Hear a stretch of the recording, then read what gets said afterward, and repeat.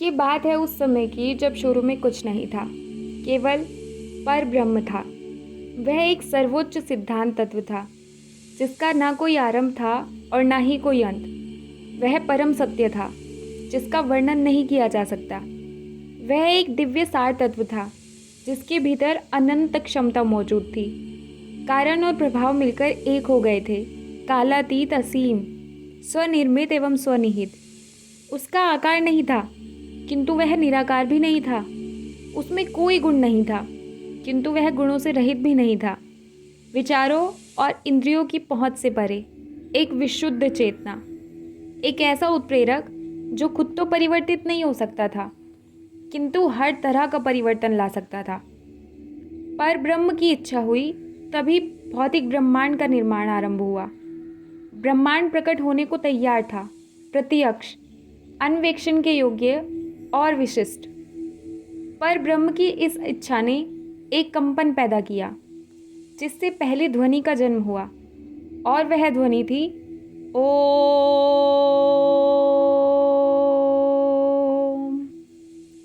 इस एक ध्वनि में समस्त ध्वनियाँ समाहित थी। सबसे पहले बनने वाले मूल तत्व को महत तत्व कहा गया, जिससे 3 गुणों की उत्पत्ति हुई। सत्वगुण संरक्षण का प्रतीक है, रजोगुण क्रिया को दर्शाता है और तमोगुण विनाश का सूचक है। इन 3 गुणों के पारस्परिक प्रभाव से 5 भौतिक तत्वों यानी पंच तत्व का जन्म हुआ, जो हैं वायु, जल, पृथ्वी, अग्नि और आकाश। इन तत्वों के साथ में मिलने से प्रकृति अस्तित्व में आई। इन गुणों ने 5 इंद्रियों को भी उत्पन्न किया, दृष्टि, श्रवण, स्पर्श, गंध और स्वाद। इन 5 को महसूस करने के लिए 5 ज्ञानेंद्रियां विकसित हुई, जिन्हें मन द्वारा संचालित किया गया।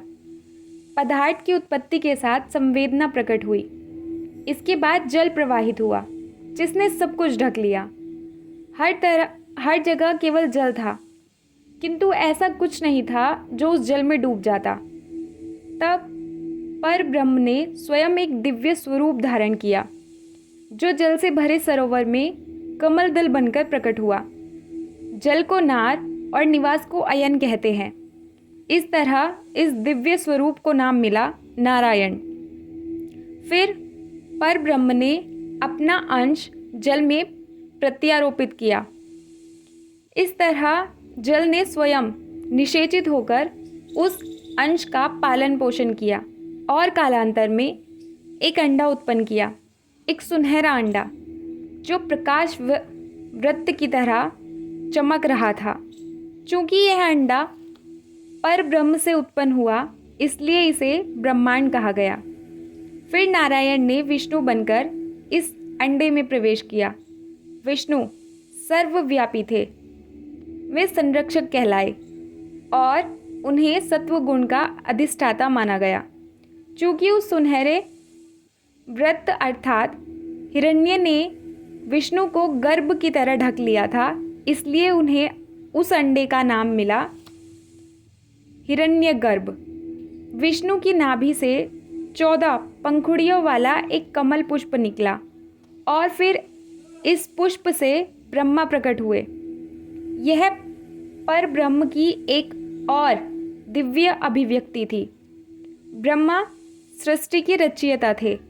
उन्हें रजोगुण का अधिष्ठाता माना गया। सृष्टि के इस जनक के एक हाथ में कमंडल था और दूसरे हाथ में माला।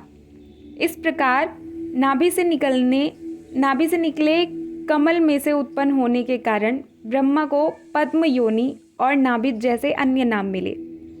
सीप में जिस तरह मोती पलता है, उस तरह हिरण्यगर्भ के भीतर 1 वर्ष रहने के बाद ब्रह्मा ने उस सुनहरे अंडे को 2 हिस्सों में विभाजित कर दिया।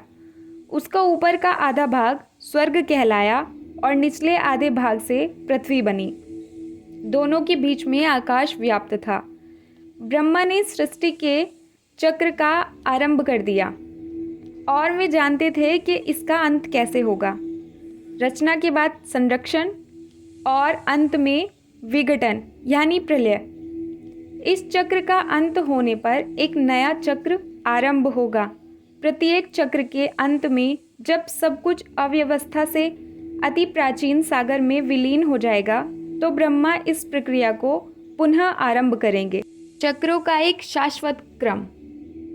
परस्पर गुथे हुए व्रतों से निर्मित ब्रह्मांड। यह ब्रह्मांड अंधकार से भरे आकाश में हुई आतिशबाजी की तरह अस्तित्व में आया था। ब्रह्मा बैठे अपनी इस रचना को निहार रहे थे। फिर उन्होंने ध्यान की अवस्था में प्रवेश किया और उसकी गहराइयों से चारों वेदों की उत्पत्ति हुई। ऋग्वेद, यजुर्वेद, सामवेद और अथर्ववेद। परंतु रचयिता को यह नहीं पता था कि 4 मुसीबतें भी सर उठाने वाली हैं। ऐसी 4 मुसीबतें जो सृष्टि के क्रम के लिए संकट बन सकती थी। क्या इस अच्छी शुरुआत को आधा काम संपन्न हुआ कहना उचित होगा?